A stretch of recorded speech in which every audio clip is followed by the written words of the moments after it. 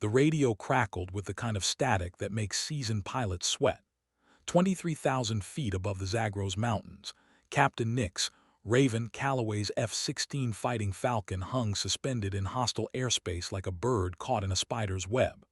Her fuel gauge read 30 minutes to bingo, the point of no return.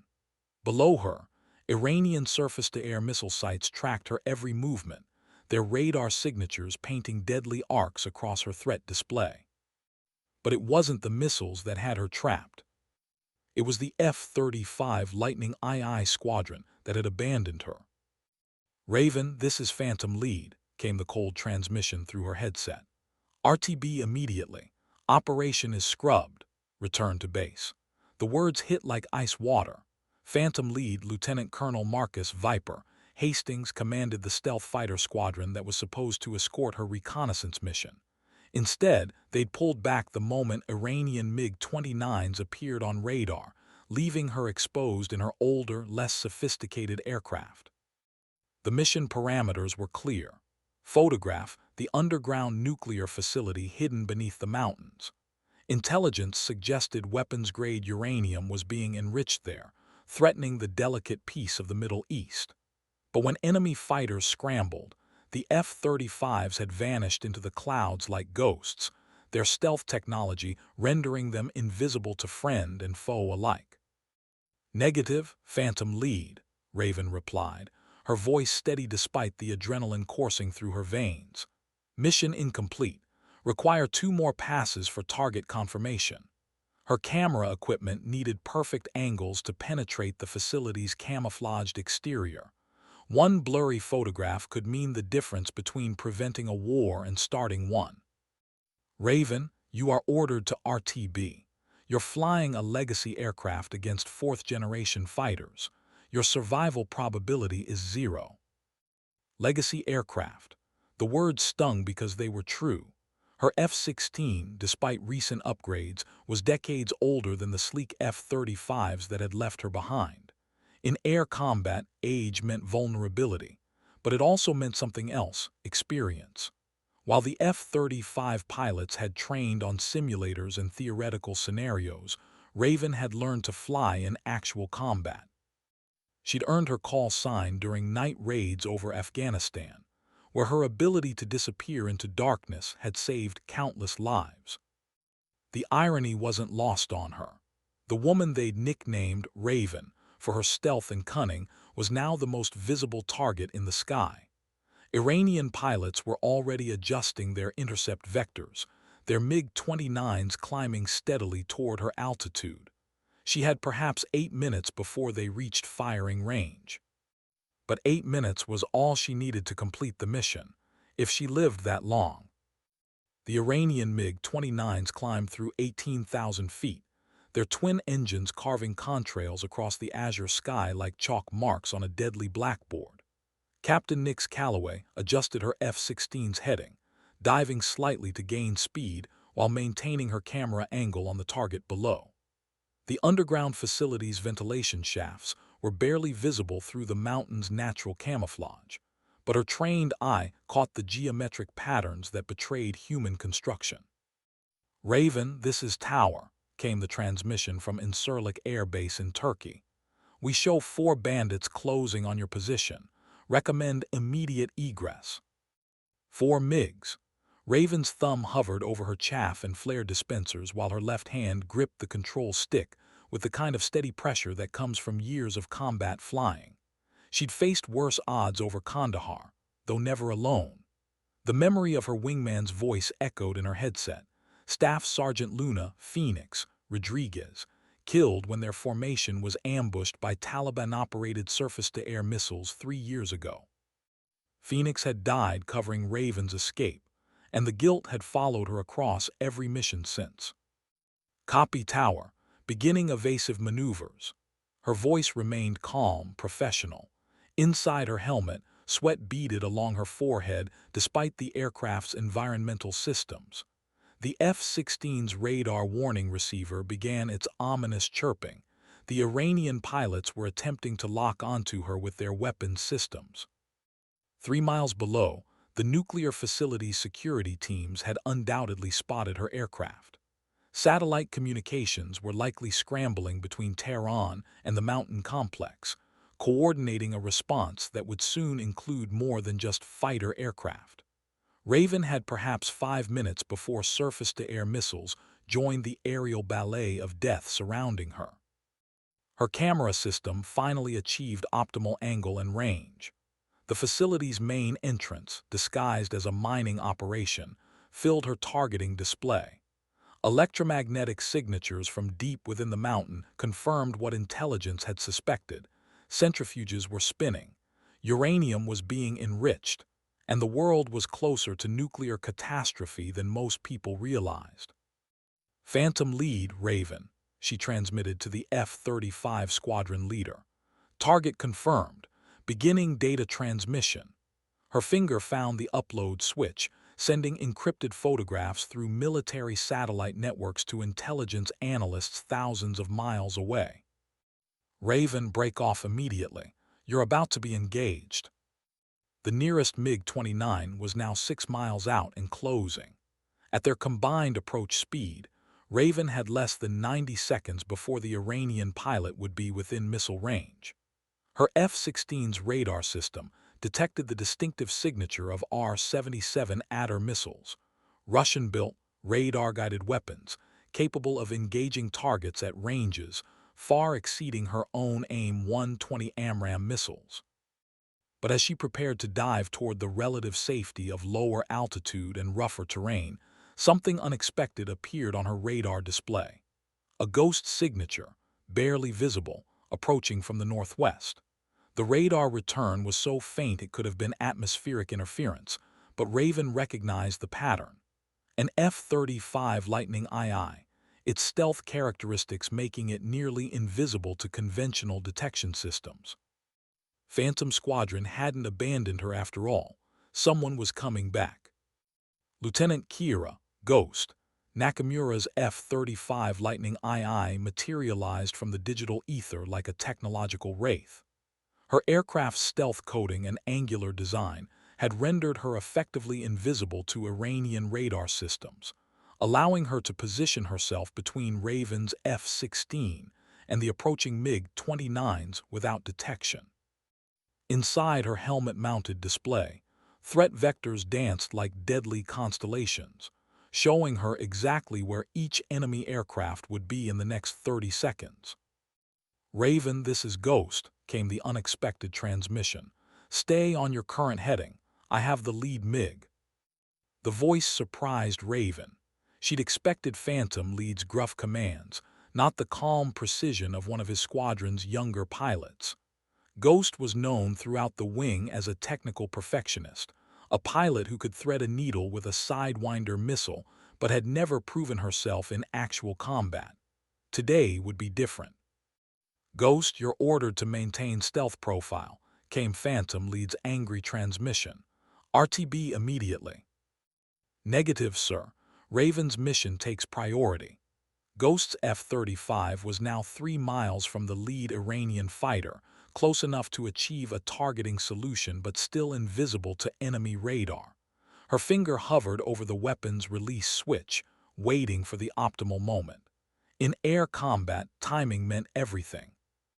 The lead MiG-29 pilot never saw the AIM-120D AMRAAM that killed him.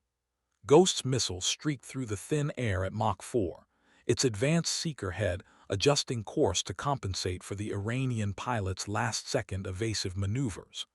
The explosion painted an orange flower across the blue sky, debris raining down toward the mountains below like deadly snow. "Splash 1," Ghost reported, her voice betraying no emotion. But Raven caught something in the transmission, a slight tremor that revealed this was Ghost's first combat kill. The remaining 3 MiGs immediately broke formation, their pilots suddenly aware they were facing an invisible enemy. Radio chatter in Farsi filled the airwaves as Iranian ground controllers tried to vector their fighters toward the threat they couldn't see on radar. But stealth technology doesn't make an aircraft completely invisible. It just makes it very, very difficult to find. "Raven, your data upload is complete," tower transmitted. RTB immediately. But Raven's fuel situation had become critical. Her gauge now read 22 minutes to bingo, and the flight back to Incirlik would take 18 minutes under optimal conditions. With Iranian fighters still in pursuit and possible surface-to-air missiles launching from the facility below, optimal conditions were a fantasy. "Ghost, I'm showing fuel critical," Raven transmitted. "May need to punch out over hostile territory." Ejecting over Iran meant capture, torture, and potentially years of imprisonment. Worse, it meant the Iranians would recover her aircraft's classified reconnaissance equipment, compromising future intelligence operations throughout the region. Negative, Raven, stay with me. Ghost's F-35 moved into formation with Raven's F-16, the two aircraft becoming an unlikely pair in the hostile sky. "I've got a plan." The three remaining Iranian MiG-29s had spread into a search pattern, their pilots using visual scanning since their radar systems couldn't locate the stealth fighter that had killed their squadron leader. They knew an F-35 was somewhere in their airspace, but stealth technology had turned their advanced aircraft into expensive guessing games. Meanwhile, their ground-based air defense systems were powering up, preparing to blanket the sky with radar-guided missiles. Ghost's plan was elegant in its simplicity and terrifying in its execution. Her F-35's advanced electronic warfare systems could create false radar signatures, making one aircraft appear to be dozens of targets on enemy screens. But the deception would only work if she broke stealth protocol, deliberately making herself visible to Iranian defenses. "Ghost, you'll be exposed to every SAM site in the province," Raven warned. "Your stealth advantage will be gone." "Roger that, but their missiles will target me instead of you." Ghost's voice carried the kind of determination that comes from making peace with impossible odds. "Your F-16 has better fuel efficiency at low altitude. Drop to 5,000 feet and follow the valley northeast. I'll keep their attention up here." Through her canopy, Raven could see Ghost's F-35 beginning to climb, positioning itself to become the most attractive target in Iranian airspace. The younger pilot was about to sacrifice her technological advantage to save a woman she barely knew, flying an aircraft most of the squadron considered obsolete. "Ghost, why are you doing this?" Raven's question carried years of being overlooked, underestimated, and abandoned by her supposed allies. The answer came through the radio with crystalline clarity, because Phoenix would have done the same thing. Raven's breath caught in her throat. Luna Rodriguez, Phoenix, had been Ghost's flight instructor at the academy. The connection explained everything: Ghost's perfectionist tendencies, her dedication to precision, and now her willingness to risk everything for a fellow pilot. Phoenix had trained her to value the mission above personal safety, and more importantly, to never leave a wingman behind. "Raven, you have 30 seconds before I light up their screens," Ghost transmitted. "Use them wisely." Raven pushed her F-16 into a steep dive, trading altitude for speed as she aimed for the relative safety of the mountain valleys below. Behind her, Ghost's F-35 began broadcasting on every frequency the Iranian air defense network could detect, announcing her presence like a technological war cry. The response was immediate and overwhelming. Surface-to-air missiles launched from 6 different sites, their smoky trails reaching toward Ghost's aircraft like deadly fingers. The Iranian MiG-29s also turned toward the new threat, their pilots eager to claim an F-35 kill for their air force. But Ghost wasn't finished with her performance.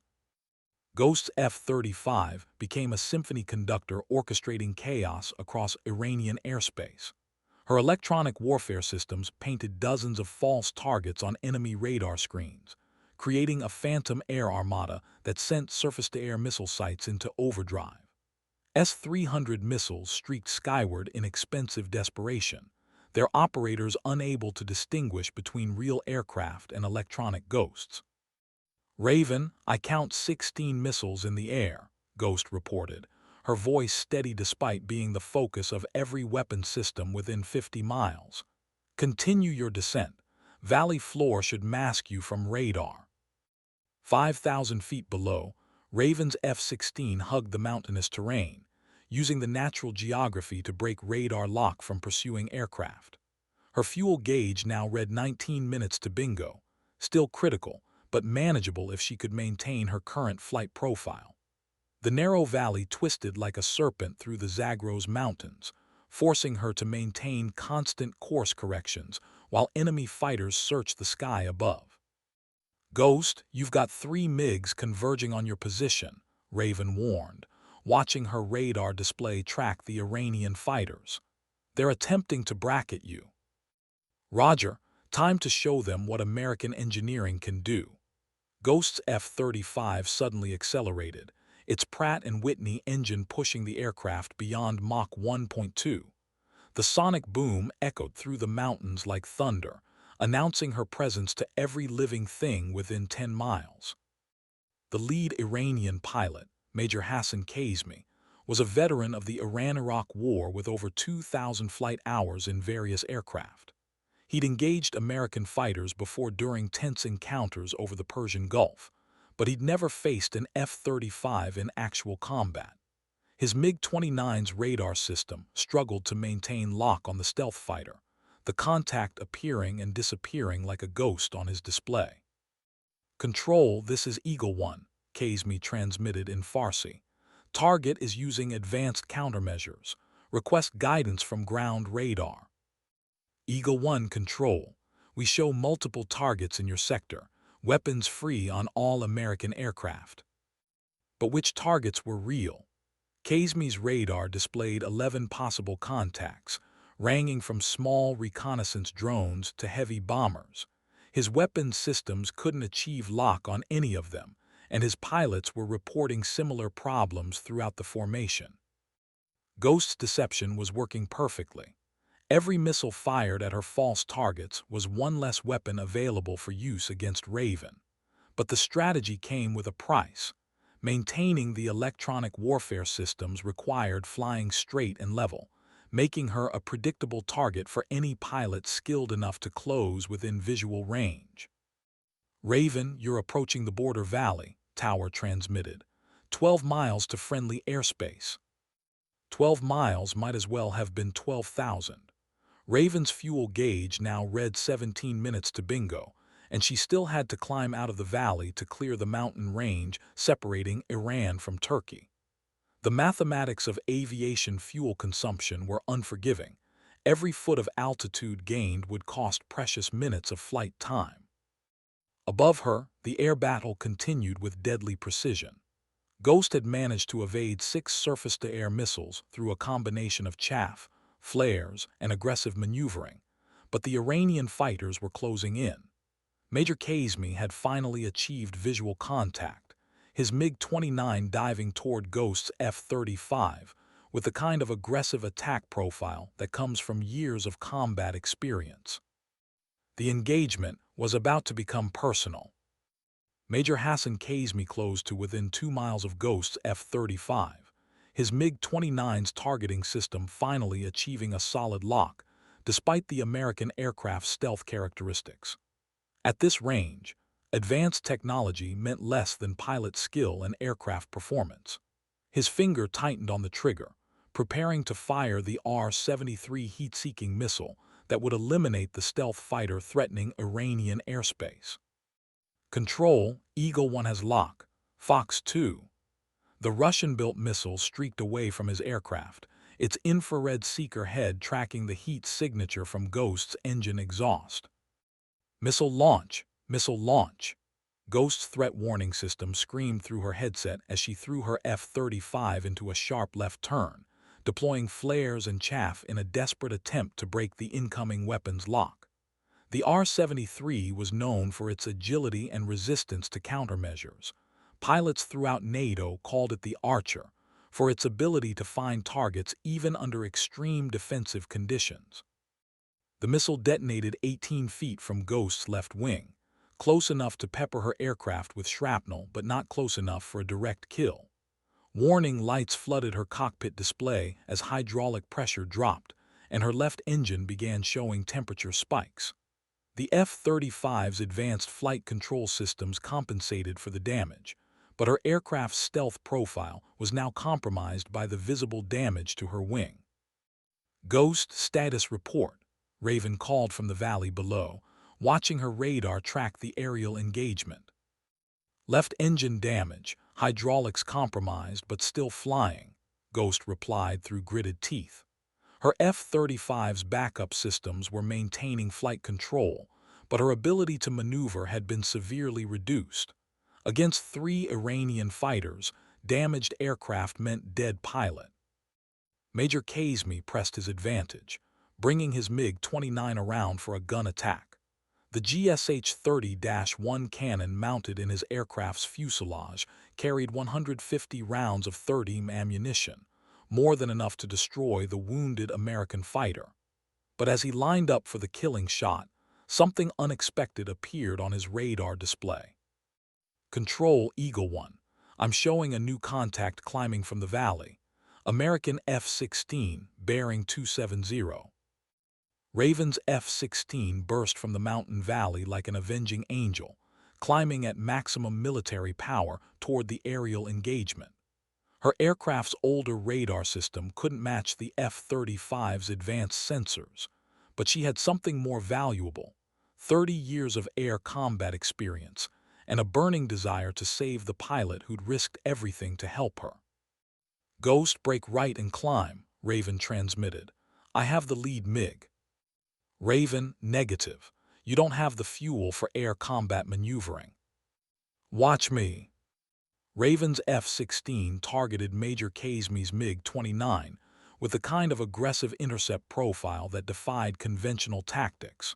Her aircraft was older, her weapons systems less sophisticated, but she possessed something the Iranian pilot couldn't anticipate: the desperate fury of a combat veteran protecting her wingman. The AIM-120 AMRAAM missile that streaked from Raven's F-16 covered the distance to Kazmi's aircraft in 14 seconds.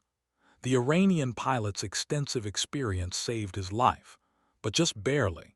He ejected 3 seconds before his MiG-29 exploded in a ball of orange flame and twisted metal.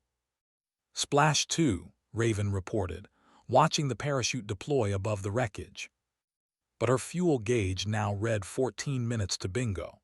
She'd used precious fuel climbing to help Ghost, and both aircraft were still deep in hostile airspace with 2 Iranian fighters remaining. The remaining Iranian MiG-29s retreated toward their home base, their pilots recognizing that the Americans had superior position and motivation. Surface-to-air missile sites continued tracking both aircraft, but the electronic warfare confusion created by Ghost systems made accurate targeting nearly impossible. "Tower, this is Raven. 2 souls outbound, fuel critical, requesting emergency clearance." "Raven Tower, emergency declared. Turkey has scrambled tanker support. Vector 085 for rendezvous." A KC-135 Stratotanker was already airborne, climbing toward their position to provide the aerial refueling that would keep both aircraft from becoming Iranian prisoners. But first, they had to survive the next 12 minutes. Ghost's damaged F-35 struggled to maintain formation with Raven's F-16 as both aircraft raced toward the Turkish border. Hydraulic fluid leaked from the younger pilot's left wing, leaving a faint contrail that marked their passage across the sky like a wounded bird. Her flight control systems compensated for the damage, but every maneuver required more effort and precision than normal operations. "Ghost, how's your aircraft handling?" Raven asked, nodding the irregular flight pattern of the damaged F-35. "Like flying a refrigerator, but she's still flying." Ghost's voice carried the exhaustion that comes after combat adrenaline begins to fade. "Left engine is running hot, and I've lost partial hydraulic pressure, but the Turkey border is only 8 miles out." 8 miles had never seemed so far. Both aircraft were flying at altitudes that made them visible to Iranian radar systems, their fuel levels forcing them to choose between stealth and survival. Behind them, two Iranian MiG-29s had resumed pursuit, maintaining a respectful distance while their ground controllers attempted to vector additional fighters into intercept positions. Raven Ghost, this is Texaco 11, came a welcome transmission from the approaching KC-135 tanker aircraft. We have you on radar. Begin rendezvous approach, bearing 092. The sight of the four-engine Boeing aircraft appeared on the horizon like salvation with wings. Its boom operator was already extending the fuel transfer equipment, preparing to top off both fighters before they fell from the sky. But aerial refueling required precise flying, especially for damaged aircraft, and the process would make both fighters vulnerable to attack. Texaco Ghost, the younger pilot transmitted. I may have difficulty maintaining position for refueling. My flight controls are compromised. Copy Ghost. We'll take Raven first, then configure for emergency refueling procedures. Raven positioned her F-16 behind the massive tanker, watching the boom operator guide the fuel transfer probe toward her aircraft's receptacle. The process normally took 3 to 4 minutes, but her fuel gauge now read 11 minutes to bingo. Every second counted. Contact, called the boom operator as fuel began flowing into Raven's F-16, transferring 5,000 pounds. But as the refueling proceeded, Iranian radar systems finally achieved a clear lock on the tanker formation.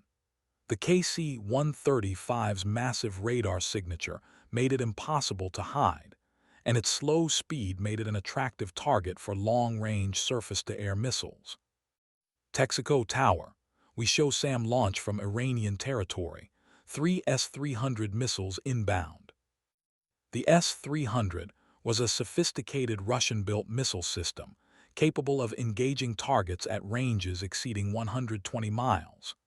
Against a slow-moving tanker aircraft, the weapons were virtually guaranteed to achieve a kill unless the formation could break the radar lock through aggressive maneuvering.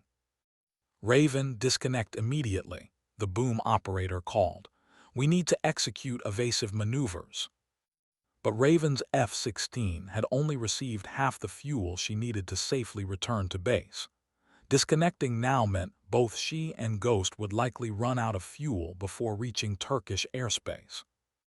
Negative Texaco, continue transfer. The decision violated every safety protocol in the aerial refueling manual, but combat had its own rules. The first S-300 missile streaked past the KC-135 tanker formation, its proximity fuse detonating close enough to rattle the massive aircraft, but not close enough to cause serious damage. Shrapnel peppered the tanker's right wing, but the boom operator continued transferring fuel to Raven's F-16 with the steady hands of a professional who performed the same procedure hundreds of times. Transfer complete, disconnect, he called, watching his fuel gauges register the successful transfer. Raven's F-16 broke away from the tanker as the second Iranian missile appeared on radar, its trajectory aimed directly at the KC-135's center mass. The massive aircraft began evasive maneuvers, but its size and weight made rapid course changes nearly impossible. At their current speed and heading, the missile would impact in 43 seconds. Ghost, you're up, Texaco's boom operator called, but make it fast. Ghost's damaged F-35 approached the tanker from below, her compromised flight controls making the standard refueling approach extremely difficult. Hydraulic fluid continued streaming from her left wing, and her damaged engine was beginning to show signs of impending failure. The temperature gauges climbed steadily toward the red line as metal components stressed beyond their design limitations. Texaco, I'm having difficulty maintaining position, Ghost transmitted, her aircraft wallowing in the turbulent air behind the tanker's engines. Roger, Ghost, we're going to try emergency refueling procedures. Instead of the standard overhead approach, the boom operator extended his equipment to its maximum range, attempting to connect with Ghost's aircraft despite her erratic flight path. The procedure was dangerous under ideal conditions. With damaged aircraft and incoming missiles, it bordered on suicidal. Contact, the operator called as the fuel probe locked into Ghost's receptacle, beginning transfer. The third S-300 missile was now 20 miles out and closing rapidly. Its radar seeker head had achieved solid lock on the KC-135's massive signature, and no amount of chaff or electronic countermeasures would break the connection at this range. The formation had perhaps 90 seconds before impact. Texaco, recommending immediate disconnect and evasive maneuvers, Raven transmitted from her escort position. Negative, Ghost needs this fuel. The boom operator continued the transfer despite the approaching missile, his hands steady on the controls as hydraulic systems pumped aviation fuel into Ghost's damaged F-35. Around him, the tanker's crew prepared for emergency procedures, but nobody suggested abandoning the refueling operation. Transfer at 60%, the operator reported. Ghost, how much do you need? Whatever you can give me. Ghost's voice carried the strain of maintaining formation with damaged flight controls. My left engine is failing. The missile was now 10 miles out. At its current speed, it would reach the formation in 45 seconds. But 45 seconds of fuel transfer could mean the difference between Ghost reaching friendly airspace or ejecting over hostile territory. Raven, can you break that missile's lock? The tanker's aircraft commander asked. Raven's F-16 carried 2 remaining AIM-120 AMRAAM missiles, but engaging a surface-to-air missile with an air-to-air weapon violated every tactical manual ever written. The S-300 was specifically designed to defeat aircraft defensive systems, and its speed and maneuverability made it nearly impossible to intercept. Texaco, I can try, but if I miss, we're all dead. The words hung in the radio silence as everyone considered their options. Break off the refueling and Ghost might not make it home. Continue the operation, and the missile might kill everyone in the formation. Do it, came Ghost's transmission. Take the shot. Raven's AIM-120 AMRAAM streaked toward the approaching S-300 missile in an engagement that defied every principle of aerial warfare. Air-to-air missiles weren't designed to intercept surface-to-air weapons, but desperation had created its own tactical doctrine. The AMRAAM's radar seeker head struggled to lock onto the S-300's relatively small profile, but Raven's launch parameters were perfect. Head-on intercept with minimal range for evasive maneuvering. The two missiles met 23 miles from the tanker formation, their combined closing speed exceeding Mach 6. The collision created a brilliant flash of light followed by a shower of debris that rained down toward the mountains below. Both weapons were destroyed in the engagement, leaving the KC-135 free to complete Ghost's refueling. Splash one, Sam, Raven reported, her voice betraying the disbelief that her desperate gamble had actually worked. Transfer complete, disconnect, the boom operator called, his own voice shaking slightly from the realization of how close they'd come to disaster. Ghost's F-35 broke away from the tanker with enough fuel to reach Turkish airspace, though her left engine was now showing critical temperature readings. Black smoke trailed from her damaged wing, and her flight control systems were struggling to compensate for the progressive hydraulic failure. Ghost, recommend immediate RTB, Raven transmitted. Your engine won't last much longer. Roger, but we made it. Ghost's voice carried exhaustion mixed with relief. Both of us made it. The two aircraft turned toward Incirlik Air Base, their mission complete, and their lives intact despite odds that had seemed insurmountable just hours earlier. Behind them, the KC-135 tanker crew reported successful fuel transfer to both fighters, though their own aircraft bore shrapnel damage from the first Iranian missile. But as they crossed into Turkish airspace, both pilots knew their real battle was just beginning. Military bureaucracy had its own rules for pilots who broke protocol, regardless of mission success or lives saved. The Turkish coast appeared through the haze like a promise of sanctuary as both aircraft descended toward Incirlik Air Base. Ghost's F-35 trailed smoke from her damaged left engine, the turbine finally succumbing to the battle damage sustained over Iranian airspace. Her aircraft was flying on backup systems and single-engine power, but she was flying. Incirlik Tower, Ghost declaring emergency landing. Single-engine, hydraulic failure, fuel critical. Roger Ghost, emergency equipment standing by. You're cleared straight in, runway 23, all traffic cleared. Fire trucks and ambulances lined the runway as Ghost's F-35 approached on final approach, her aircraft's damaged condition visible even from the ground. The left wing showed obvious shrapnel damage, and hydraulic fluid continued streaming from multiple punctures in her fuel system. But her landing approach was textbook perfect, the mark of a pilot who'd learned to fly precision maneuvers under impossible conditions. Tower, Raven requesting priority landing behind Ghost. Roger, Raven, number 2 for approach. Raven's F-16 circled the airfield as Ghost's F-35 touched down on the runway, brake chutes deploying to help slow the damaged aircraft.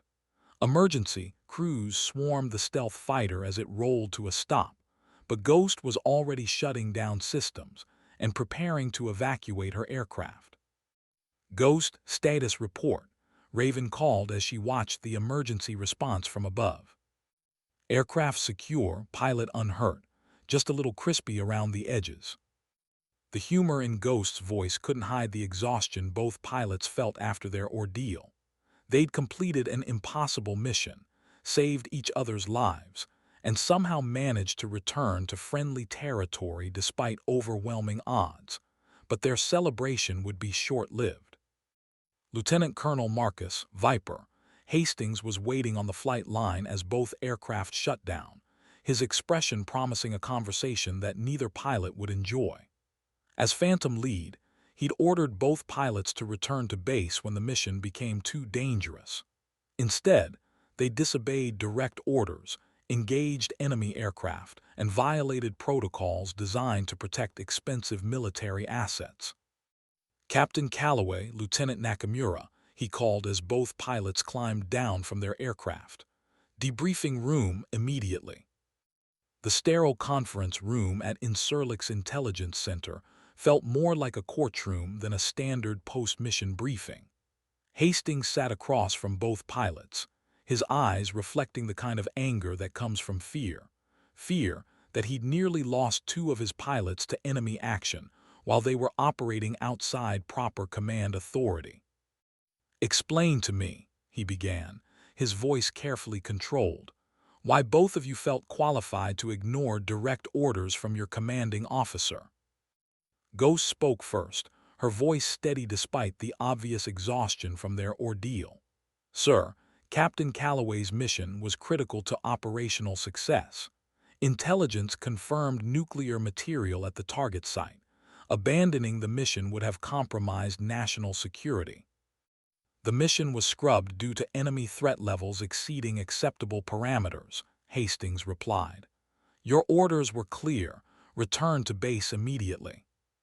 "With respect, sir," Raven interjected, "the mission parameters called for target confirmation regardless of threat level. Intelligence indicated weapons-grade uranium production was imminent." The photographs from Raven's reconnaissance equipment now covered the briefing room's wall-mounted displays. High-resolution images showed centrifuge facilities, uranium enrichment equipment, and enough nuclear material to construct several weapons. The intelligence value was undeniable, but it had come at the cost of operational security and pilot safety. "Both of you broke radio silence, engaged enemy aircraft without authorization, and compromised stealth protocols," Hastings continued. "Lieutenant Nakamura, your F-35 sustained combat damage that will require months of repair. Captain Calloway, your fuel consumption exceeded mission parameters by 30%. but Major Rebecca Stone Morrison, the wing's intelligence officer, interrupted with information that would change everything about their situation. "Colonel, we've received priority transmission from the Pentagon," she announced, entering the briefing room with classified documents. "The photographs Captain Calloway obtained show uranium enrichment at 93% purity. That's weapons-grade material, enough for multiple nuclear devices. State Department is using this intelligence to present evidence to the UN Security Council." The room fell silent as the implications became clear. Raven's reconnaissance mission had uncovered proof of Iranian nuclear weapons development, providing the international community with evidence needed to prevent a potential nuclear crisis. But the intelligence had been obtained through unauthorized military action that could have triggered a wider conflict. Furthermore, Morrison continued, Iranian state media is reporting the loss of 2 MiG-29 aircraft during routine training exercises. They're not acknowledging any engagement with American forces. Apparently, they're treating the entire incident as an internal training accident. Hastings leaned back in his chair, processing the strategic implications. Both pilots had violated direct orders, but their actions had potentially prevented nuclear proliferation while avoiding an international incident. The Iranian government's decision to cover up the engagement suggested they had no interest in escalating tensions over their secret nuclear program. "Sir," Ghost said quietly, "Captain Calloway completed her mission despite impossible odds. The intelligence she obtained may prevent a nuclear war." "And Lieutenant Nakamura saved my life," Raven added. "She sacrificed her aircraft's stealth advantage to ensure mission success." Hastings studied both pilots, seeing something he hadn't noticed before. Despite their different aircraft and experience levels, they'd formed the kind of partnership that military doctrine tried to create but rarely achieved. Ghost's technical precision had complemented Raven's combat experience, and their mutual trust had overcome odds that should have killed them both. The debriefing continued for 3 hours as intelligence analysts extracted every detail from both pilots' experiences. Radio recordings were analyzed, flight data was downloaded, and weapon systems performance was evaluated for future tactical development. But the real lesson couldn't be captured in official reports. Sometimes the most important missions required pilots to make decisions their commanders couldn't approve in advance. 6 weeks later, Captain Nix Raven Calloway stood at attention in Incirlik Air Base's main hangar as Brigadier General Patricia Hawk Sullivan approached with a small wooden box. The hangar was filled with pilots, ground crew, and intelligence personnel, all gathered to witness a ceremony that most of them would remember for the rest of their careers. "Captain Calloway," General Sullivan announced, her voice carrying across the hangar through the base's public address system, "for conspicuous gallantry and intrepidity in action against an armed enemy, you are hereby awarded the Distinguished Flying Cross."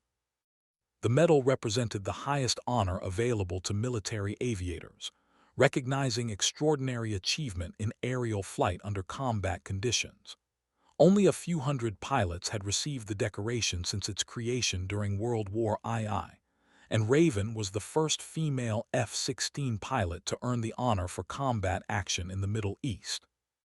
"Your actions over Iranian airspace demonstrated the highest traditions of military service," General Sullivan continued.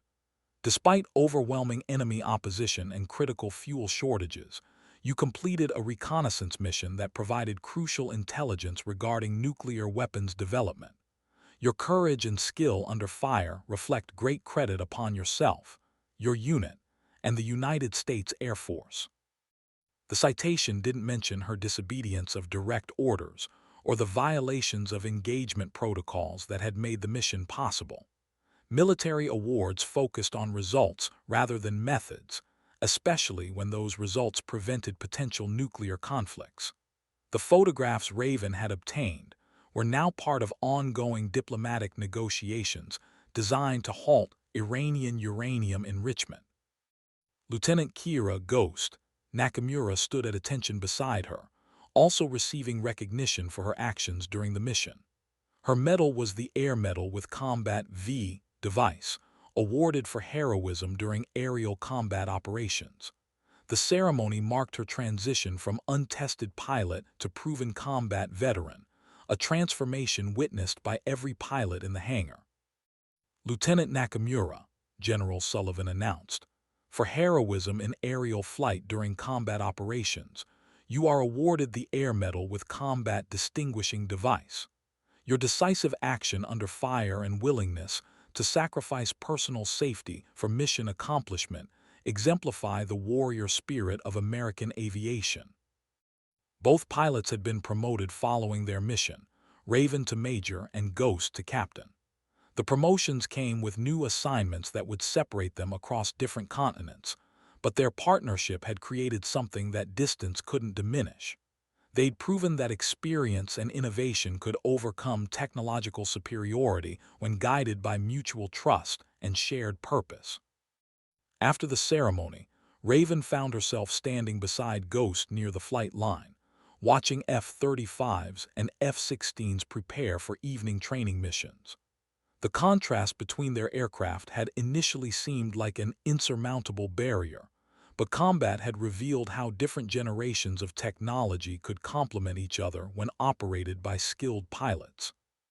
"So where are they sending you?" Ghost asked, her voice carrying the casualness that comes after shared danger. "Nellie's Air Force Base," Raven replied. "Test pilot school. Apparently, they want someone with combat experience to evaluate new weapon systems." The assignment represented a significant career advancement, moving her from operational flying to developmental programs that would shape the future of military aviation. "And you?" Eglin Air Force Base, F-35 Tactics Development. They want me to write new combat manuals based on our engagement over Iran. Ghost's assignment would involve training the next generation of stealth fighter pilots, passing along the lessons learned through actual combat experience. Their conversation was interrupted by the sound of approaching aircraft, a pair of F-16s returning from a training mission. The pilots executed perfect formation landings, their aircraft touching down simultaneously in a display of precision that made Raven smile. She'd trained dozens of pilots to fly similar maneuvers, but most of them had never experienced the pressure of actual combat. "Think they'll remember us?" Ghost asked, watching the younger pilots taxi their aircraft toward the parking area. "They'll remember the mission," Raven replied. "But more importantly, they'll remember that sometimes you have to break the rules to do what's right." The wisdom had been earned through years of military service, but it had been validated during those crucial moments over Iranian airspace. Military doctrine provided frameworks for decision-making, but combat created situations where pilots had to trust their judgment above regulations. The key was knowing when to follow orders and when to follow conscience. 3 months after their ceremony, Raven received an encrypted email from Ghost containing a single photograph, a group of F-35 pilots standing beside their aircraft after completing advanced combat training. The image showed 12 pilots who would soon deploy to various combat zones around the world, carrying with them tactical knowledge gained through Ghost's experience over Iran. Attached to the photograph was a brief message: "Phoenix would be proud." The reference to their fallen instructor carried deeper meaning than simple sentiment. Luna Phoenix Rodriguez had died protecting her wingman, establishing a legacy of sacrifice that had influenced both pilots' actions during their mission. Her death had taught them that military service sometimes required impossible choices, but it had also shown them the importance of never abandoning fellow aviators. Raven's response was equally brief: "She already is." The exchange marked the end of their regular communication, but not the end of their connection. Both pilots carried forward the lessons learned during their mission, applying them to new challenges in different theaters of operation. Ghost's tactics development work would influence F-35 combat procedures for decades, while Raven's test pilot duties would shape the next generation of fighter aircraft. 6 months later, international headlines announced a breakthrough in nuclear nonproliferation talks. Iran had agreed to dismantle its uranium enrichment facilities under international supervision, citing economic pressures and diplomatic negotiations as primary factors. The decision would prevent nuclear weapons development while allowing peaceful nuclear technology for energy production. The news reports didn't mention the reconnaissance photographs that had provided crucial evidence during negotiations. Intelligence sources remained classified, protecting the pilots and methods used to obtain the information. But for those who knew the real story, the headlines represented validation of their actions over Iranian airspace. Raven read the news while preparing for a test flight at Nellis Air Force Base, her current assignment involving evaluation of next-generation avionics systems. The aircraft she would fly that day incorporated lessons learned from her mission with Ghost, including improved fuel efficiency and enhanced electronic warfare capabilities. As she walked toward her aircraft, Raven reflected on how their mission had influenced military development. Ghost's use of electronic deception had led to improved countermeasure systems, while their aerial refueling under fire had resulted in new emergency procedures for tanker operations. Combat experience had once again proven more valuable than theoretical planning. The test aircraft waiting on the flight line bore little resemblance to the F-16 she'd flown over Iran. Advanced composites, integrated sensors, and artificial intelligence systems represented the future of military aviation. But the aircraft still required human pilots with the judgment to make critical decisions under pressure.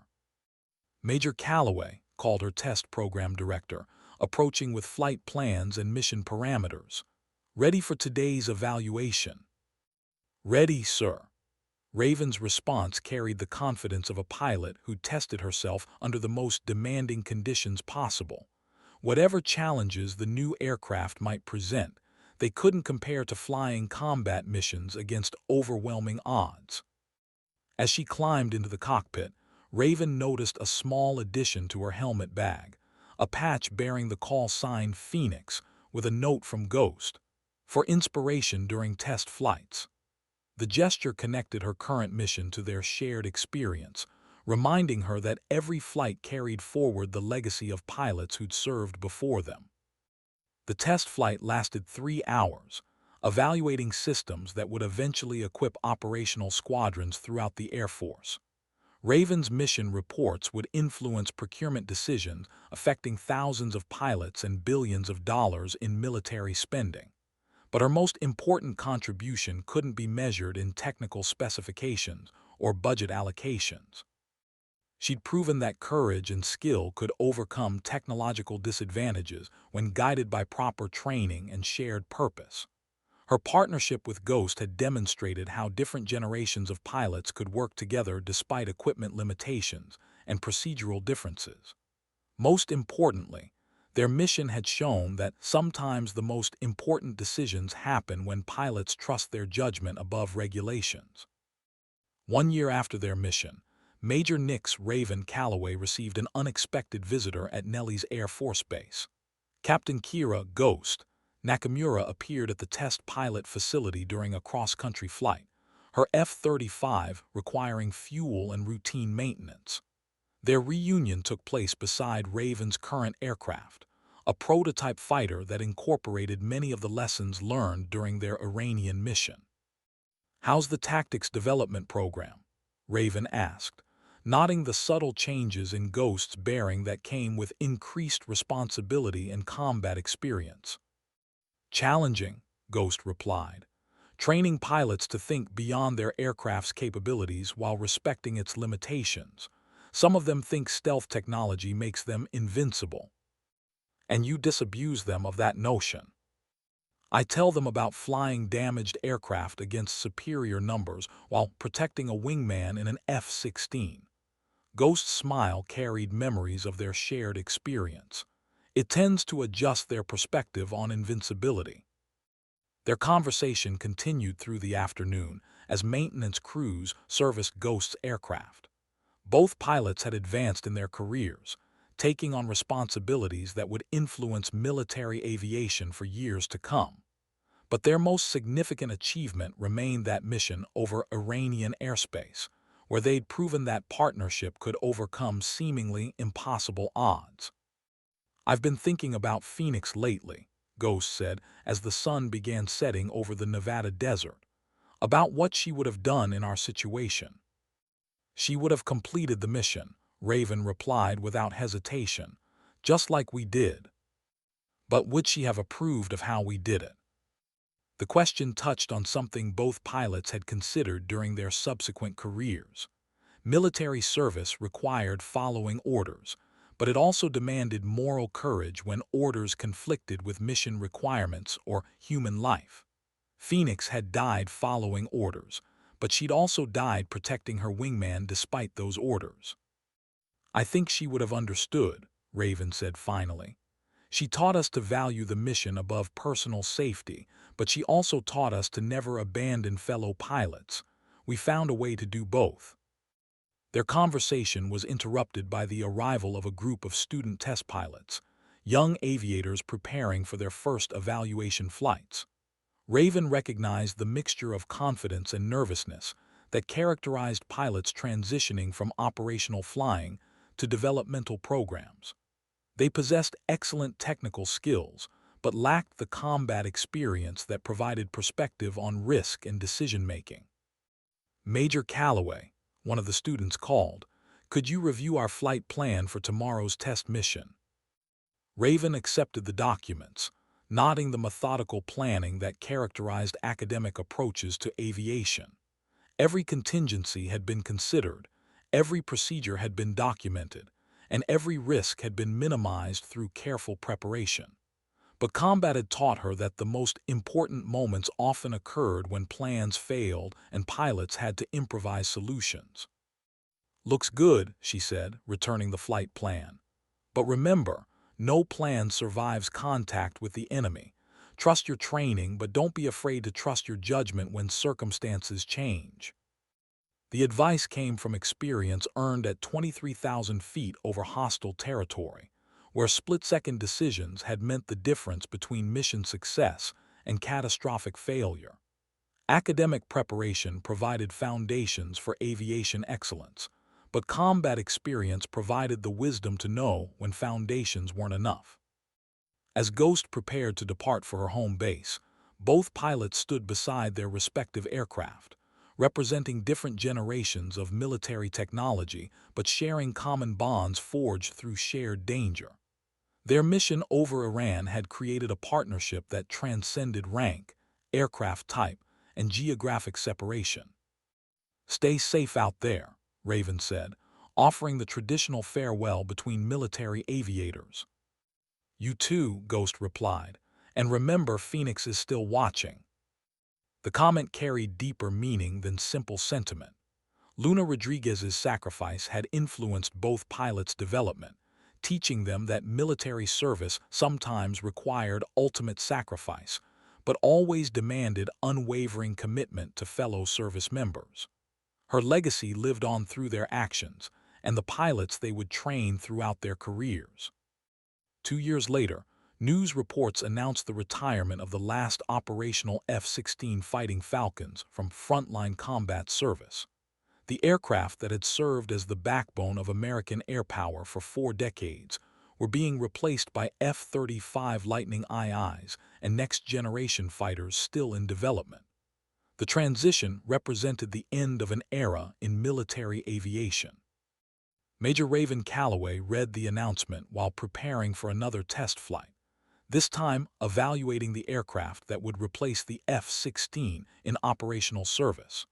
The new fighter incorporated lessons learned from every major conflict since the Vietnam War, including the electronic warfare techniques that had saved her life over Iranian airspace. But as she walked toward her aircraft, Raven carried with her the knowledge that technology alone didn't determine victory in aerial combat. Pilot skill, tactical wisdom, and mutual trust remained the most important factors in military aviation. Her mission with Ghost had proven that even obsolete aircraft could accomplish impossible objectives when operated by skilled pilots working in partnership. The test flight lasted 4 hours, evaluating systems that would equip fighter squadrons for the next 30 years. Raven's mission reports would influence combat capabilities for pilots not yet born, ensuring that future aviators would benefit from lessons learned through her experience over Iran. But her most important legacy couldn't be captured in technical documentation or training manuals. She demonstrated that courage and competence could overcome technological disadvantages, that partnership could triumph over overwhelming odds, and that sometimes the most important decisions required trusting human judgment above written procedures. The sun set over Nellie's Air Force Base as Raven completed her post-flight inspection, another successful evaluation in a career dedicated to advancing military aviation. Tomorrow would bring new challenges, different aircraft, and additional opportunities to influence the future of air power. But today's mission connected her to that afternoon over Iranian airspace, where she and Ghost had proven that the most advanced weapon in any pilot's arsenal was the determination to never leave a wingman behind. 5 years after their mission, Colonel Nix Raven Calloway stood before a congressional subcommittee in Washington, D.C., providing testimony about the future of military aviation. Her promotion to colonel had come with assignment to the Pentagon, where she served as director of fighter aircraft development programs. The position gave her influence over procurement decisions affecting hundreds of billions of dollars and thousands of military personnel. Colonel Calloway, asked the subcommittee chairman, given the rapid advancement of unmanned combat systems, what role do you see for human pilots in future conflicts? The question touched on debates raging throughout the defense community. Artificial intelligence and remote-controlled aircraft offered significant advantages in cost, risk, and operational capability. But Raven's experience over Iranian airspace had taught her something that couldn't be programmed into computer systems. Senator, technology is a force multiplier, but human judgment remains irreplaceable, she replied. During my combat experience, success depended on making rapid decisions based on incomplete information while considering factors that no computer program could anticipate. Her testimony drew on lessons learned through years of test pilot duties and combat experience. Unmanned systems excelled at routine missions and predetermined responses, but complex scenarios required the kind of adaptive thinking that only human pilots could provide. The key was finding the optimal combination of human and artificial intelligence. Can you provide a specific example? Another committee member asked. Raven paused, considering how much detail she could provide about classified operations. The Iranian mission remained sensitive, but its lessons had influenced military policy for years. I once flew a reconnaissance mission where changing circumstances required real-time coordination with another pilot to ensure mission success, she said carefully. The decisions we made weren't covered by any training manual or operational procedure. Success depended on trust, communication, and the ability to improvise solutions under extreme pressure. The sanitized description couldn't capture the full complexity of their experience, but it conveyed the essential point.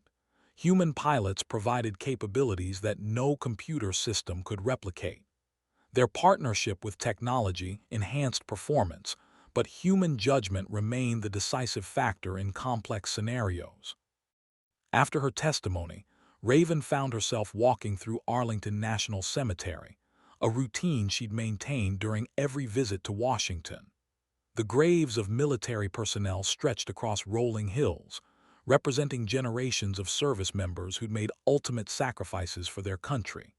She always stopped at the same location, Section 60, where recent casualties from Iraq and Afghanistan rested alongside older veterans. The headstone she sought bore a simple inscription: Staff Sergeant Luna Rodriguez, United States Air Force, call sign Phoenix. Luna's grave was marked with flowers and small mementos left by pilots who'd served under her instruction. Her influence lived on through the aviators she'd trained, including Raven and Ghost. Still teaching us, Raven said quietly, placing her own small token beside the headstone. A miniature F-16 model that represented the aircraft Luna had flown during her final mission.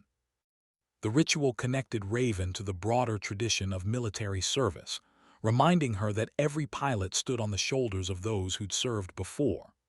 Luna's sacrifice had taught valuable lessons about duty, courage, and the importance of protecting fellow service members.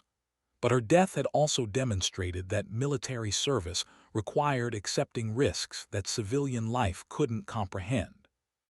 As Raven prepared to leave the cemetery, she noticed another visitor approaching Luna's grave, a young pilot in dress uniform carrying captain's bars and F-35 insignia. The woman moved with the careful precision that characterized military aviators, but Raven detected something familiar in her bearing. "Excuse me," the young pilot said, noticing Raven's colonel insignia and pilot wings. "Did you know Sergeant Rodriguez?" "She was my instructor," Raven replied, "and a friend.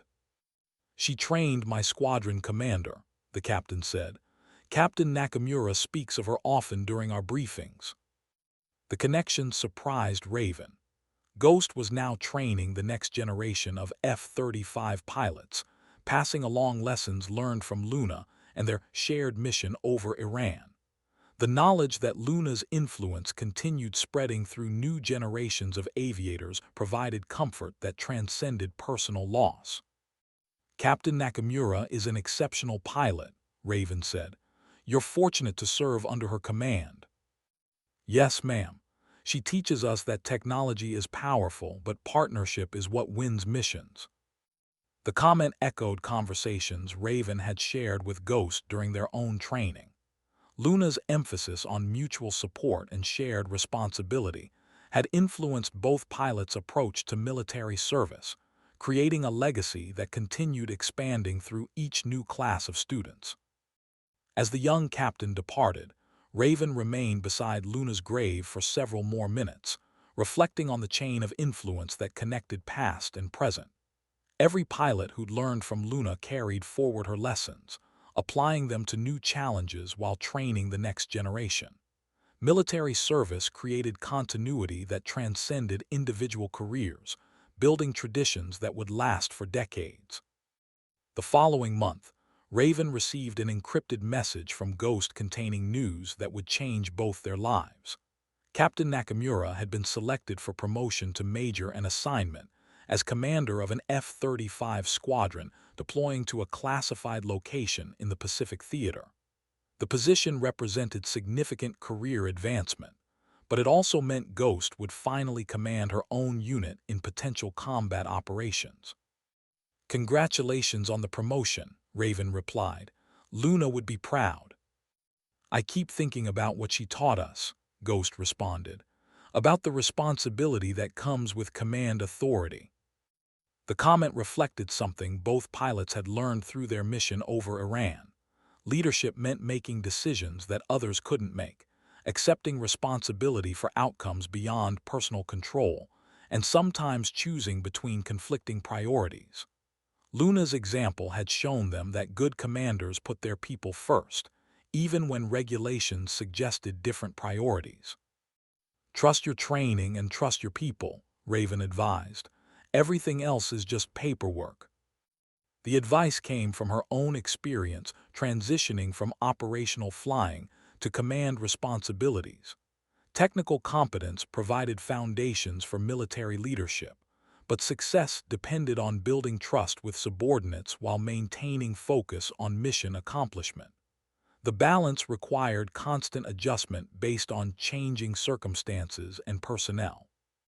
6 months later, international headlines announced tensions in the South China Sea as Chinese military forces conducted training exercises, near disputed islands claimed by multiple nations.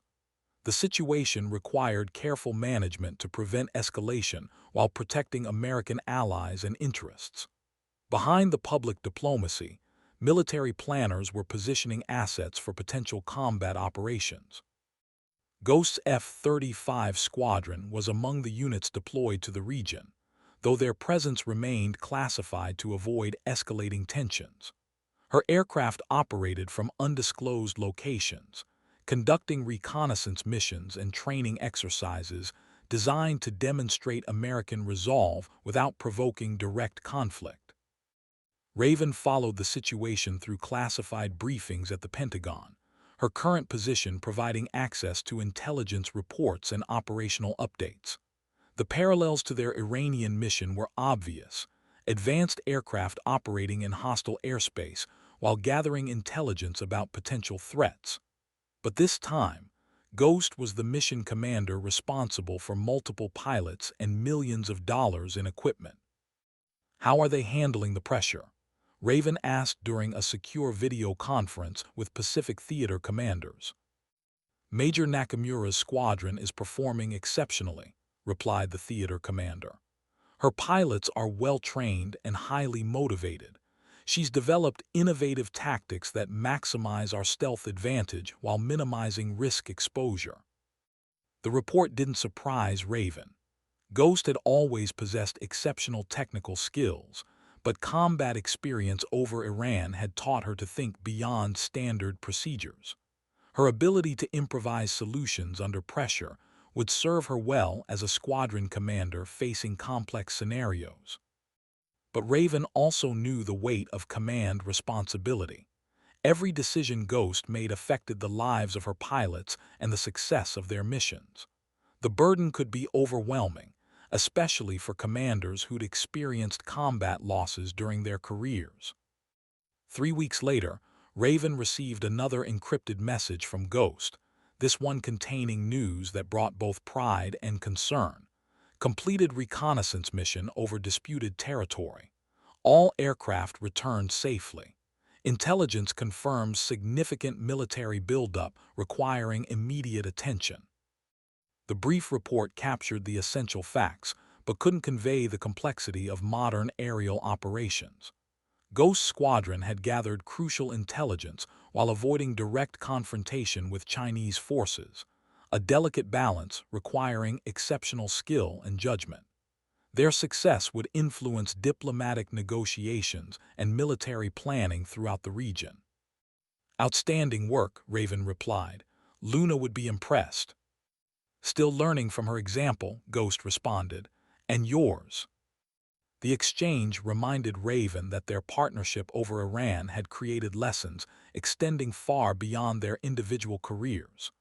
Ghost was now applying those lessons to new challenges while training other pilots to think creatively under pressure. The influence would continue spreading through generations of aviators serving throughout the world. 10 years after their mission over Iranian airspace, Brigadier General Nix Raven Calloway stood before the Air Force Academy's graduating class, delivering the commencement address that would send new officers into military service. Her promotion to general officer rank had come with assignment as commandant of the Test Pilot School, where she influenced the development of future aviation technology and the pilots who would operate it. "Ladies and gentlemen," she addressed the assembled cadets, "you are entering military service during a time of unprecedented technological advancement. The aircraft you'll fly, the weapons you'll employ, and the missions you'll accomplish will exceed anything previous generations could imagine. But success will still depend on the same qualities that have defined military aviation since its beginning: courage, skill, and unwavering commitment to your fellow service members." The speech drew on decades of experience ranging from combat operations to test pilot duties to senior command positions. But its core message came from lessons learned during those crucial moments over Iran, where partnership had overcome overwhelming odds through mutual trust and shared purpose. "Technology is a tool," she continued. a powerful tool that extends human capability and provides significant advantages over our adversaries. But tools don't win battles, people do. Your success as military officers will depend on your ability to lead others, make difficult decisions under pressure, and maintain focus on mission accomplishment despite personal risk. In the audience, Raven noticed several cadets wearing pilot wings and F-35 squadron patches, students who'd been trained by instructors influenced by Ghost's tactics development work. The connection created a direct line from Luna's sacrifice through their Iranian mission to the next generation of military aviators. Each class of graduates carried forward lessons learned through combat experience. After the ceremony, Raven found herself approached by a young cadet wearing pilot training insignia and an expression of nervous determination. The woman's bearing suggested exceptional confidence tempered by respect for the challenges ahead. "General Calloway," the cadet said, "I'm Cadet Captain Maria Santos. I'll be starting pilot training next month, and I wanted to thank you for your service." "Thank you, Cadet. Do you know what aircraft you'd like to fly?" "F-35s, ma'am. I want to serve in a squadron commanded by Major General Nakamura." The revelation surprised Raven. Ghost had been promoted to Major General and given command of an entire air division, a position that would influence thousands of pilots throughout her career. But more importantly, her reputation had spread throughout the Air Force as an exceptional leader who developed innovative tactics while maintaining focus on pilot welfare. "General Nakamura is an outstanding officer," Raven said. "You'll learn a great deal serving under her command." "She spoke at our academy last year," Cadet Santos replied. "She told us about the importance of partnership in military aviation, about how individual excellence means nothing without teamwork and mutual support." The comment reflected lessons Ghost had learned during their mission over Iran, now being passed to new generations of military aviators. The knowledge that their experience continued influencing pilot training provided validation that their sacrifices had created lasting value beyond immediate mission success. "What else did she tell you?" Raven asked, curious about how Ghost described their shared experience. "She said that sometimes the most important missions require breaking rules, but you have to earn the right to break rules by first proving you can follow them." Cadet Santos paused, considering her words carefully. She also said that the best pilots never fly alone, even when they're the only aircraft in the sky. The wisdom captured something essential about their partnership over Iranian airspace. Despite flying different aircraft with different capabilities, they'd functioned as a team united by shared purpose and mutual trust. The lesson had influenced both their subsequent careers and the pilots they'd trained throughout the years. As Cadet Santos departed to join her classmates, Raven reflected on the continuity that connected past and present in military service. Luna's sacrifice had taught valuable lessons about duty and courage. Their mission over Iran had demonstrated how partnership could overcome technological limitations. Now, Ghost was teaching new generations of pilots to apply those lessons to contemporary challenges. The following year, international headlines announced a breakthrough in nuclear disarmament negotiations, as Iran agreed to permanent dismantlement of all uranium enrichment facilities under international supervision. The agreement followed years of diplomatic pressure supported by intelligence evidence gathered through classified reconnaissance missions. The successful resolution prevented nuclear proliferation while avoiding military conflict. Raven read the news while preparing for her final test flight before retirement, a routine that would end a career spanning 3 decades of military aviation.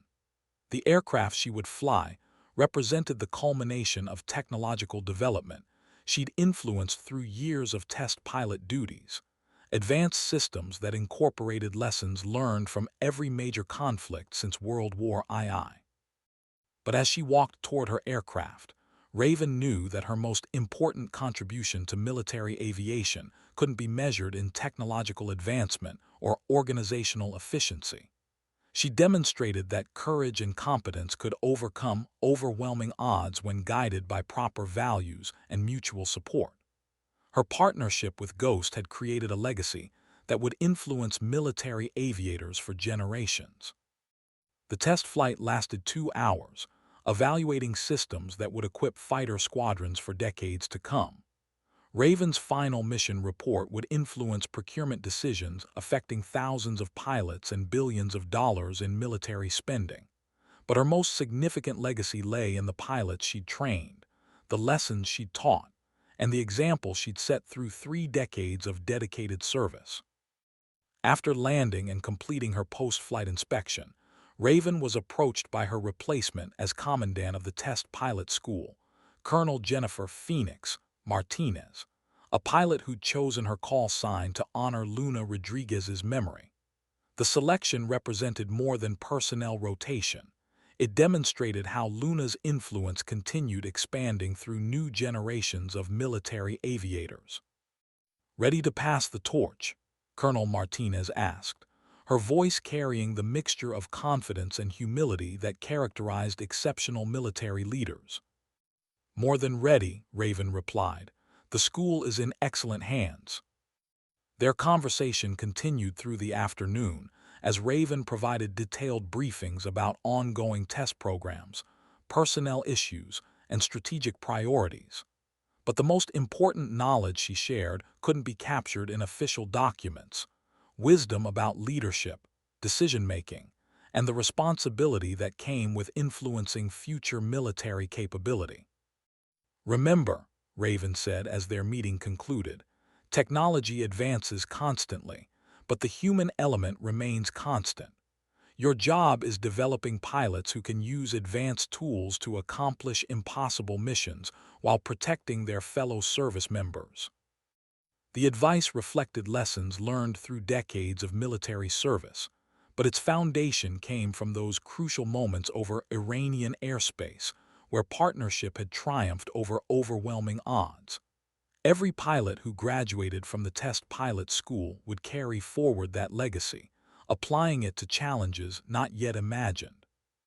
As evening approached, Raven stood alone beside the flight line where she'd spent countless hours preparing for missions, debriefing after flights, and training the next generation of test pilots.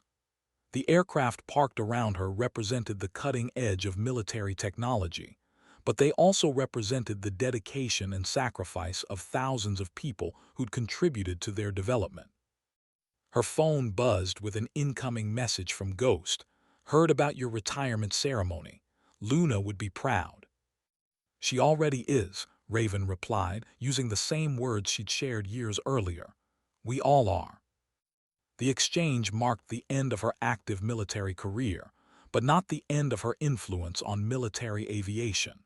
The pilots she'd trained would continue serving for decades, carrying forward lessons learned through her experience and example. The technology she'd helped develop would protect American forces throughout the world. Most importantly, the values she demonstrated: courage, competence, and unwavering commitment to fellow service members, would continue inspiring future generations of military aviators. 20 years after their mission over Iranian airspace, General Kira "Ghost" Nakamura stood in the Rose Garden of the White House, receiving the Air Force Cross from the President of the United States. The ceremony recognized her distinguished career spanning combat operations, tactics development, and senior command positions that had influenced military aviation throughout the world. "General Nakamura," the President announced, "your exceptional service has strengthened our nation's defense and protected American interests across multiple theaters of operation. Your leadership during the Pacific Crisis prevented conflict while maintaining regional stability. Your innovations in stealth fighter tactics have become standard procedures throughout NATO forces. Most importantly, your dedication to developing future military leaders ensures that your legacy will continue serving our nation for generations to come." The citation couldn't capture the full scope of Ghost's contributions to military service, but it recognized achievements that had begun during those crucial moments over Iran. Her partnership with Raven had taught lessons about courage, innovation, and mutual support that had influenced every subsequent assignment throughout her career.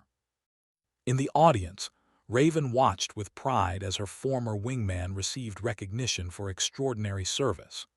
Both women had risen to senior leadership positions, but their most significant achievement remained that mission over Iranian airspace, where they'd proven that partnership could overcome impossible odds.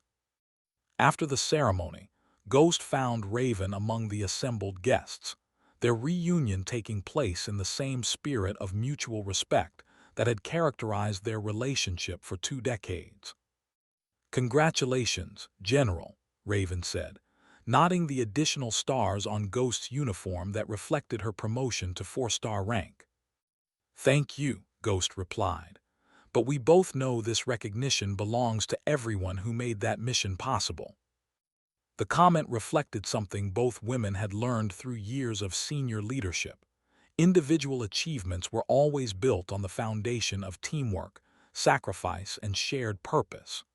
Their success over Iran had depended on the support of tanker crews, intelligence analysts, ground personnel, and commanders who'd enabled their mission. "Luna would be amazed to see how far you've come," Raven observed. "She's still teaching us," Ghost replied. "Every pilot I've trained carries forward her lessons about duty, courage, and the importance of protecting fellow service members." Their conversation was interrupted by the approach of President Harrison, a former military aviator who'd followed their careers through years of briefings and operational reports. "General Nakamura, Colonel Calloway," he said, using Raven's final military rank, "I've heard remarkable stories about your service together. Perhaps you could share some insights about partnership in modern military operations." The question touched on themes both women had considered throughout their careers. Military effectiveness depended on individual excellence, but success required coordination between people with different skills, experiences, and perspectives. Their mission over Iran had demonstrated how partnership could overcome technological limitations and overwhelming odds. "Mr. President," Ghost replied, "success in military operations depends on trust between people who may never have worked together before. When circumstances change rapidly, you need partners who can improvise solutions while maintaining focus on mission accomplishment. And you need people who will risk everything to ensure their wingman comes home safely," Raven added. "Technology provides tools, but human relationships provide the foundation for using those tools effectively." The president nodded, recognizing wisdom that applied beyond military operations to leadership challenges throughout government service. Partnership remained essential for accomplishing complex objectives, regardless of the specific context or available resources. As the reception continued, both women found themselves surrounded by younger officers seeking advice about career development, leadership challenges, and the future of military aviation. Their responses drew on decades of experience, but the core message remained consistent. Success depended on competence, courage, and unwavering commitment to fellow service members. Later that evening, Raven and Ghost stood together on the Potomac River waterfront, watching aircraft approach Reagan National Airport in the distance. Commercial flights followed precise approach patterns, their navigation lights creating streams of moving stars against the darkening sky. "Do you ever miss it?" Ghost asked. "Flying operational missions instead of managing organizations?" "Every day," Raven replied honestly. "But I also know that our current work influences thousands of pilots who are still flying those missions." The observation reflected something both women had learned through senior leadership positions. Individual impact was limited compared to organizational influence.